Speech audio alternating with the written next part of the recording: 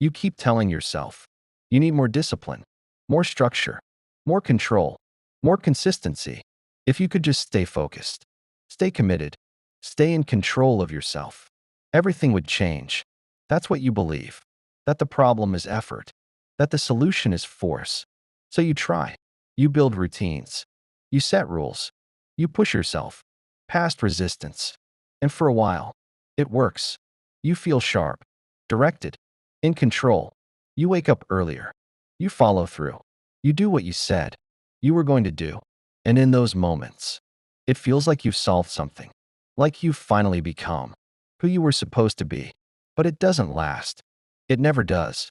Because eventually, something in you pulls back. The discipline fades. The structure weakens. The consistency breaks. And you don't understand why. Because you know what to do. You've proven you can do it. So why can't you maintain it? Why does it always collapse? Just when it starts to work. So you reach the same conclusion again. I need more discipline. Stronger this time.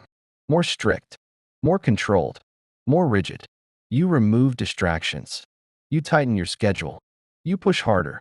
But what you don't see is that you are repeating the same pattern, not solving it. Because the issue was never discipline. It was what discipline was trying to control. Carl Jung understood something that most people never question. You cannot control what you do not understand. And discipline, without understanding, is just pressure. Pressure applied to something that has a reason for resisting. But you don't look at the resistance. You override it. You treat it as weakness, as laziness, as something to eliminate. So you push harder. And the more you push, the stronger the resistance becomes. Not because you are failing, because something in you is not aligned with what you are forcing. There is a split between what you are trying to make yourself do and what another part of you does not want. And that split is where the cycle begins. You act, then you resist. You commit, then you withdraw. You build, then you break. Not randomly, systematically. Because two parts of you are moving in opposite directions.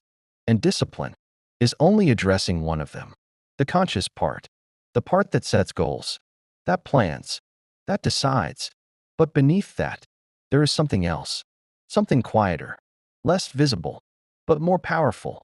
The unconscious. The part of you that holds what you've ignored, what you've suppressed, what you haven't fully seen. And when your conscious goals conflict with that unconscious structure, discipline cannot resolve it. It can only suppress it, temporarily, until the pressure breaks. And when it does, you interpret it the same way. I need more discipline. But that conclusion keeps you trapped because it avoids the real question. Why is there resistance at all? What part of you is not aligned with what you are trying to force? Because resistance is not random. It has direction. It points to something specific, something you haven't acknowledged, something that does not agree with the path you are trying to impose. But instead of listening to it, you silence it. You override it. With structure, you push through it. With effort, you try to dominate it. With control, and in doing so, you create tension. Constant, subtle at first, then familiar. A quiet friction between what you do and what you feel. You follow the plan, but something feels off. You stay consistent, but something feels forced. You move forward, but without clarity, because you are acting without alignment. And action without alignment cannot sustain itself, no matter how disciplined you are. This is why the cycle repeats. Not because you lack control, because you lack integration, because part of you is moving forward, while another part is being ignored. And what is ignored does not disappear. It resists, quietly, consistently, until it disrupts everything you've tried to build. Not to stop you, to be seen. Because that part of you is not an obstacle. It is information. It holds something you have not yet understood, something that does not fit into the version of yourself you are trying to maintain. And instead of including it, you try to discipline over it. But discipline cannot replace awareness. It cannot resolve what you refuse to look at. It can only delay it. And delay always comes at a cost. Because the longer you ignore, What is beneath your resistance, the stronger it becomes, until eventually it overrides everything. And you call that failure. You call it inconsistency, lack of discipline, lack of willpower. But what you are actually experiencing is misalignment, a system that is divided, trying to function as if it is whole. And no amount of force can sustain that, because force is not connection, it is control. And control, without understanding, does not last. So the question changes. Not, how do I become more disciplined? But, what am I trying to force that I don't fully understand? And that question is where everything begins to shift. And when you start asking that question, something uncomfortable happens. The focus shifts away from performance, away from output, away from the version of you that is trying to stay consistent, and turns inward, toward the resistance itself. At first, it feels like hesitation, a subtle pause before action, a delay before commitment. You still know what you should do, but something in you doesn't move as easily anymore. And instead of pushing through it immediately, you begin to notice it. That moment, right before discipline takes over, where something inside quietly resists the direction you are trying to force. And for the first time, you don't override it instantly. You stay with it, not to obey it, to understand it. And what you begin to realize is that resistance is not empty. It has texture. It carries feeling. Sometimes it feels like fatigue, sometimes avoidance, sometimes emotional weight. You cannot immediately name, but it is always there for a reason. Not to stop you, to communicate. Because what you call discipline breaking is often just the point where something unacknowledged starts pushing back. And if you only respond with more force, you never hear what it is saying. You only silence it again. But when you stop and actually listen, something starts to reveal itself. You begin to see that resistance is not random. It is selective. It appears in specific areas, at specific times, around specific actions. And that pattern is not meaningless. It is pointing somewhere, towards something that is not aligned. Not because you are weak, because something in your direction has not been fully integrated.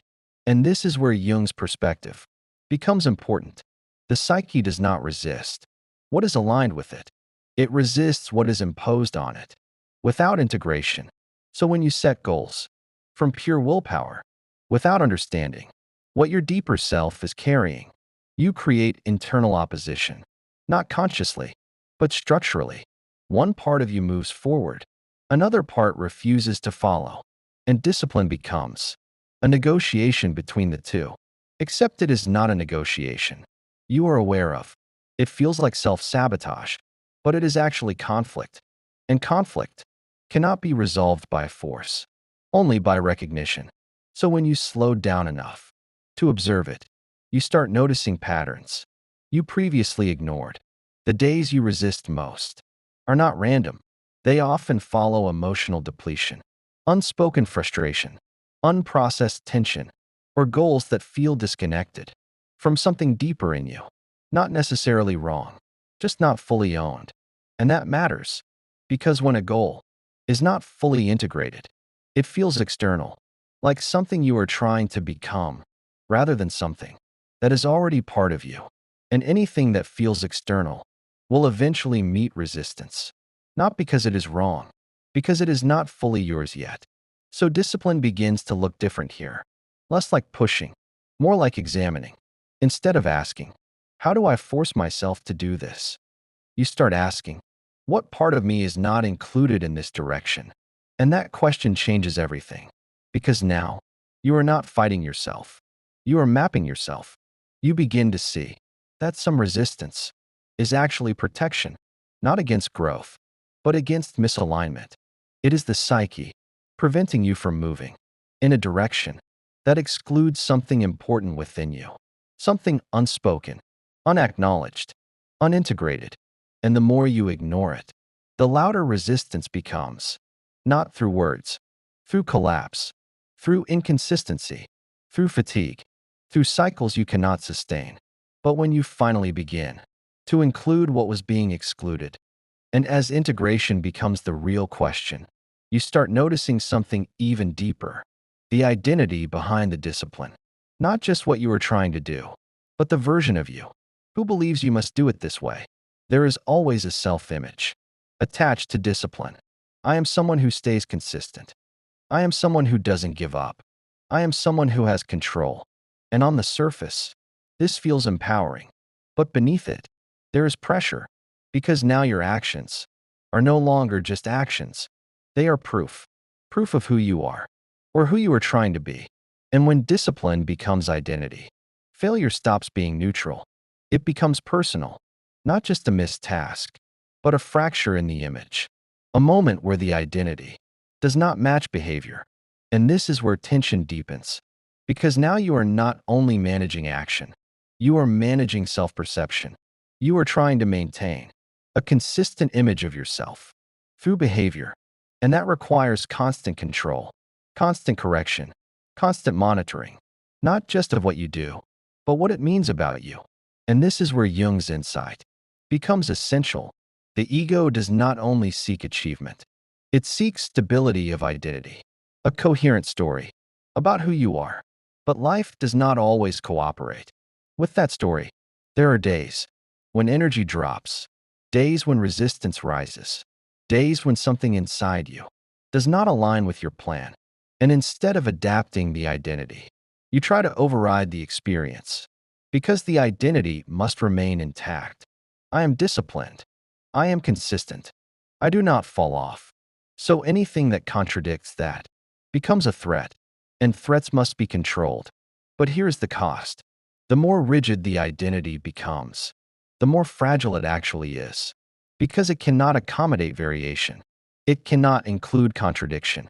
It cannot hold inconsistency without collapsing into self-judgment. So instead of flexibility, you develop tension, a constant need to preserve the image. And discipline becomes a tool of maintenance, not growth. Maintenance of identity, maintenance of self-concept, maintenance of an internal narrative that must not break. But reality does not move according to identity.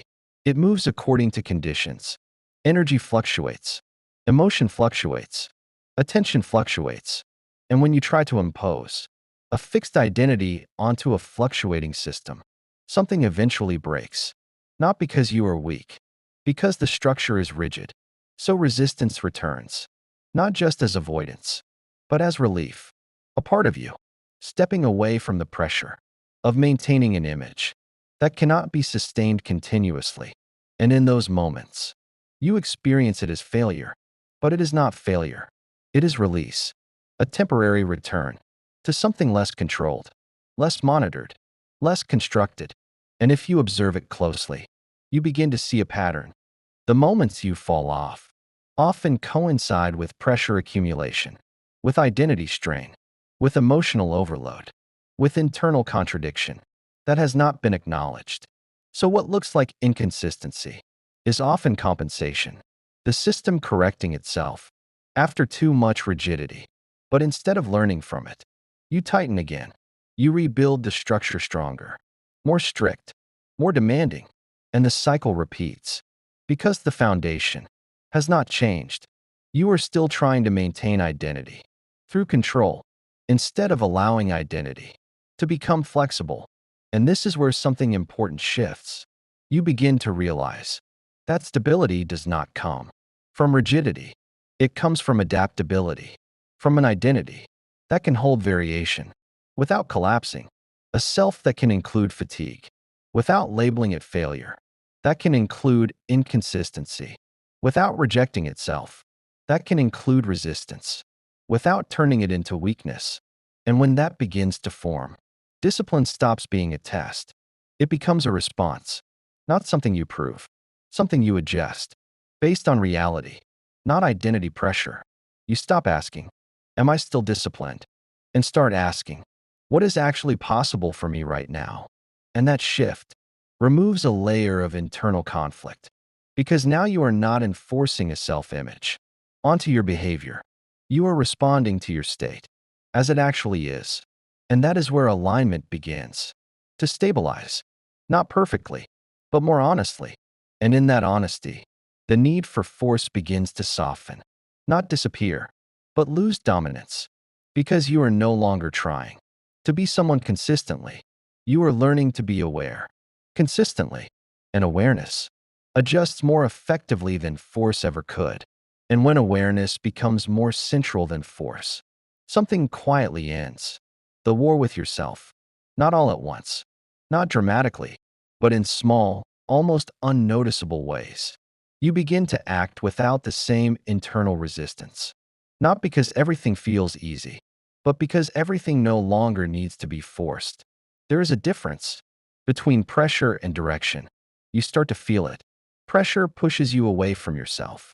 Direction moves you through yourself. And for a long time, discipline was pressure, a constant attempt to override internal signals in the name of consistency. But now, you begin to recognize what those signals actually were. Not obstacles, feedback, not failures, information. Your fatigue was not laziness. Your inconsistency was not weakness. Your resistance was not sabotage. It was communication. And when you finally stop treating it as something to defeat, you begin to hear it clearly, without distortion. And what it tells you is rarely what you expected. It does not say stop. It does not say give up. It says adjust, not your effort, your alignment. Because what you were trying to force was often not the problem. The direction was slightly misaligned, slightly disconnected, slightly removed from what actually matters to you. Beneath expectation and discipline alone cannot correct misalignment. It can only amplify it. Stronger execution of something that is already off does not bring clarity. It brings exhaustion. So when you begin to listen, instead of override, something subtle changes. You start correcting earlier, not behavior, direction. You notice when something feels off before you commit fully to it. You allow adjustments before collapse becomes necessary. And this prevents the extremes you used to cycle through. The intense discipline phases, followed by breakdown, followed by guilt, followed by rebuilding again. That cycle begins to loosen, not because life becomes stable, because your response becomes adaptive.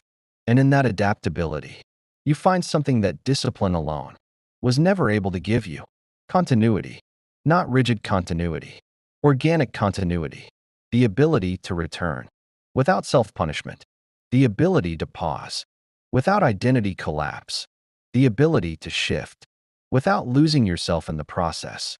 And slowly, the need to be disciplined stops feeling central because something deeper takes its place. Awareness of how you move, awareness of when you are aligned and when you are forcing, awareness of what drains you and what actually sustains you. And from that awareness, action becomes simpler, not easier, clearer. You stop negotiating with yourself at every step, because fewer steps require negotiation. Fewer actions are driven by internal conflict, and more of what you do feels like it belongs to you, not because it is always comfortable, but because it is honest. And that honesty removes the fragmentation that discipline was trying to compensate for. You no longer need to prove that you are consistent, because you are no longer split between intention and resistance. In the same way, you are listening earlier, adjusting sooner, and carrying less internal contradiction into your actions. And in that state, discipline is no longer the center. Clarity is. And clarity does something discipline cannot. It reduces unnecessary effort, not by lowering standards, by removing distortion. So now, what once felt like a battle becomes a process of alignment. You are not forcing yourself forward. You are staying close enough to what is real inside you that less resistance forms in the first place. And when resistance decreases, discipline is no longer something you rely on to survive your own direction. It becomes something you barely have to think about, because you are not constantly moving against yourself anymore. And that is the real shift. Not becoming more disciplined, becoming less divided, because a divided self needs discipline to hold itself together. A more integrated self moves with far less force. Not perfectly, but coherently. And in that coherence, you realize something simple. You were never lacking discipline. You were lacking alignment. And once alignment is addressed, discipline becomes secondary, almost unnecessary. Not because effort disappears, but because resistance no longer defines it. And if something in this made sense to you, don't rush past it. Notice what part of you reacted the most. Was it discipline? Or was it the resistance underneath it? Write it simply. I was trying to force it, not as motivation, as recognition. And if you want to continue seeing yourself more clearly, stay with inner Phoria, not for answers, for awareness. Because the moment you stop forcing yourself, you start seeing what was already there.